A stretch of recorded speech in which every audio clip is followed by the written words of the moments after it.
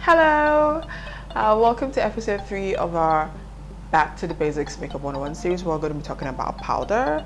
In the first two episodes, episode 1 we talked about primer, foundation. Episode 2 we talked about concealer, and this episode we're going to be talking about powders. As you already know, my name is Barbara. I am your host. If you haven't subscribed to my channel, better subscribe or else you're going to miss the previous and the subsequent episodes of Back to the Basics and more. So powders come in two basic finishes. Loose, they usually come in containers like this, so the powder is at the bottom and there's a cover and there's usually a sifter, so you have to literally like turn the powders upside down like this to shake them out. And compacts, which is like it says, is compact. It ain't shaking nowhere. So it just comes like this. It usually comes with like a puff at the bottom, but I usually don't use these because people tend to just forget them here and use them over and over again, and then they pile on sweat and dirt and stuff. This is better for touch-ups during the day, while this one is great for setting like under eye makeup and stuff. Loose powder has light coverage. It's just a set.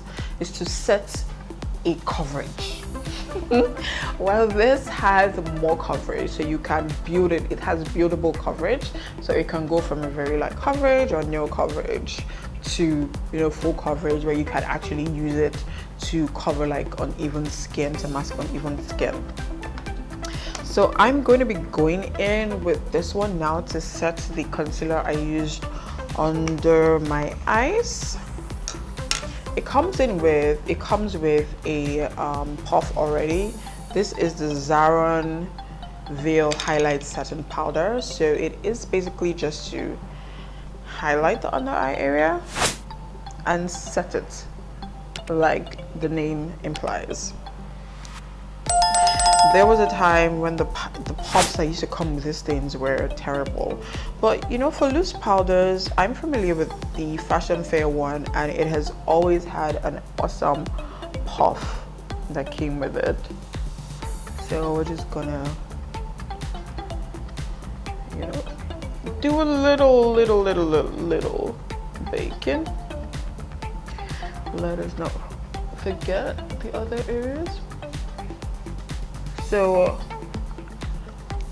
usually, you know, some people just tap the powder brush like this, but I like to go in with a bit of a rounding motion, so the powder like really goes into the skin. It's pressed into the skin literally. So I'm gonna show you you know, like how I'm doing this with another pour. So yep, that is it. So if you want a bit more coverage under your eyes, you can let it bake, you know, like for much longer than I've done right now, but I just want to set it and move on. So if you have a puff that looks like this, like another kind of puff, I know these triangular ones are kind of like really popular these days. These triangular ones, I've used this one, so I got it to try it out. But anyway, if you have a round puff like this, you just bend it. I can't remember who I learned this trick from, but you bend it and then you tap into the loose powder, shake off the excess, and then you just do like a rounding motion. So we've done the rounding motion all over our skin. However, I wanted to quickly show you a trick that I do when I want to use a compact under my eyes.